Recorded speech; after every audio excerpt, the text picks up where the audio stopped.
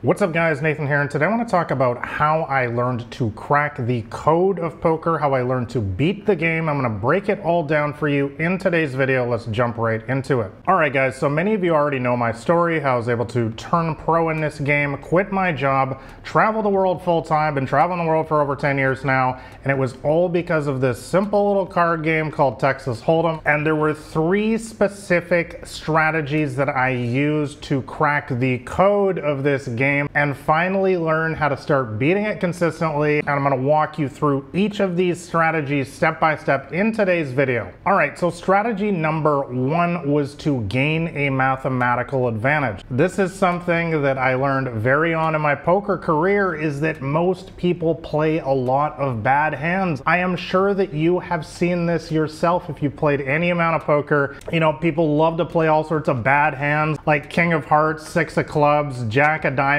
Seven of Spades, stuff like that. Hands that are not very good. And the great thing about this is this presents us with a continual opportunity to get a mathematical advantage over them. Now, how do we do that? We do that by only playing good hands such as pocket aces, pocket kings, pocket queens, pocket jacks, pocket tens, all the way down, pocket nines, eights, ace king, ace queen, ace jack, king queen, king jack, queen jack. I think you guys get the idea. All of those hands that have a really strong pair, have two really strong Broadway cards. When I say Broadway, I'm talking about two cards that are 10 or higher. So hands like ace king, ace queen, for example. And really guys, this just boils down to simple math, simple odds. For example, ace king offsuit is 75% to win versus king six offsuit. This is just a simple mathematical advantage, guys, that you can get over these bad players by just simply choosing to play more hands than them. And now I know they're going to get lucky sometimes. That 25% is going to come through sometimes, and I'm going to talk about that a little bit later on in this video, by the way. But this kind of advantage, when it's played out again and again over the long run, over the course of days, weeks, months, years, they simply cannot fight the math and expect to win.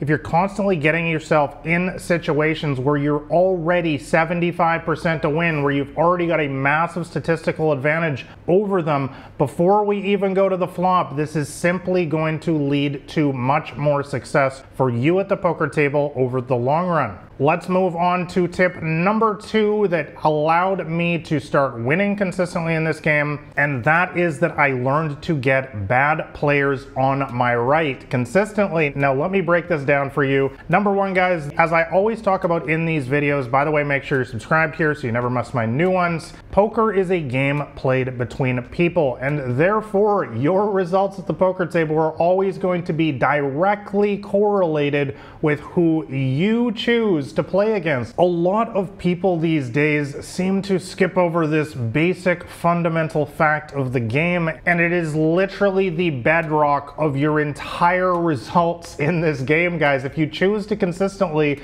play against other world-class pros, even if you are a world-class pro yourself, you're still going to be flipping coins against these players because nobody has a large advantage. Instead, you want to be playing against those people who are playing hands like king six offsuit, like we just talked about, and putting themselves in significant mathematical disadvantageous positions again and again and again. This is how you win big in this game, by consistently playing against these bad players. Now, if you play online poker, you can just use a HUD like Poker Tracker. I'll include links to that in the description below, and it literally shows you right on your screen. You can just look for the players with a 40% VPIP or higher. That stands for voluntarily put money in pot. I'm not going to bore you with all these nerdy statistics, but it essentially means the percentage of hands that somebody plays. Now, if you're playing live poker or you're playing online poker at a site that does not allow you to use a HUD, you can simply use your observational skills. Look for somebody who's playing, you know, around 40-50% or more of their hands. Somebody who's limping into the pot a lot. I made a video just last week talking about why we don't want to be doing that. You want to be looking for people who are calling down with a lot of bad hands, who are chasing bad draws, and on and on and on. I think you guys have seen these players before. And lastly, finally, this is vitally important, and again, a lot of people miss this, is that you want to get these players on your right, because what this is going to do is it's going to allow you to isolate them again and again and again. And when I say isolate, I mean when they limp into the pot, you can raise it up with your superior hand, and they're often going to call, and you're going to get to play the hand often heads up versus them, with the massive statistically proven advantage of position on the flop, turn, and river, meaning you're going to get to act last, which is going to widen the gap even further and to outplay these players on every single level, because information is power in poker, guys. When you get to see what the other guy or girl does first, it just makes everything easier. Let's move on to tip number 3, which allowed me to start beating poker consistently, and that is I finally learned to get my mental game down. Guys, I've talked about this in many of these videos before. This is an utterly crucial aspect of the game that very few people focus on these days. Again, you probably notice on this list that a lot of the stuff that I focus on is not the stuff that other poker coaches are teaching or that most people spend their time focusing on in this game. I actually don't spend a lot of time worrying about strategy that much.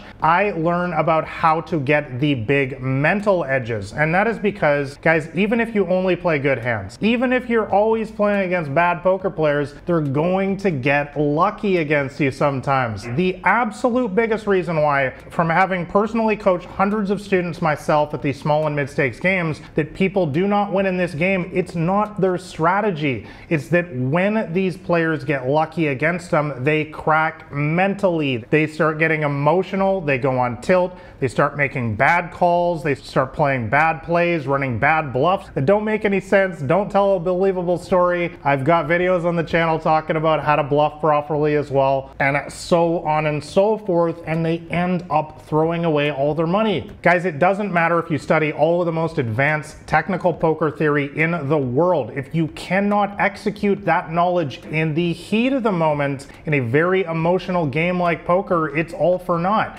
And this is why I learned very early on in my poker career that I simply had to challenge myself to be better. I had to be better than all of these other people at my poker table when adversity strikes, because it's gonna happen to them too. They're gonna get a series of crazy bad beats in a row like we've all had at the poker table, and the only question you need to ask yourself is, how are you going to handle it? Are you going to handle it better than they are? Are you going to keep your emotional cool, stay focused on the game plan, or are you going to fly off the handle like 95% of poker players and throw away all your profits because you're frustrated that a fish got lucky against you in a couple hands? And guys, I can tell you without question, when I learned this is absolutely when my results at the poker table started skyrocketing. This is the #1 reason why I win at this game, and I would highly recommend that you start focusing more on your mental game as well. Guys, like and subscribe to this video and let me know your top tips below to start winning at poker. And if you want to know my complete strategy for crushing these small and mid-stakes games, make sure you grab a copy of my free poker cheat sheet. That'll be the top link in the description below.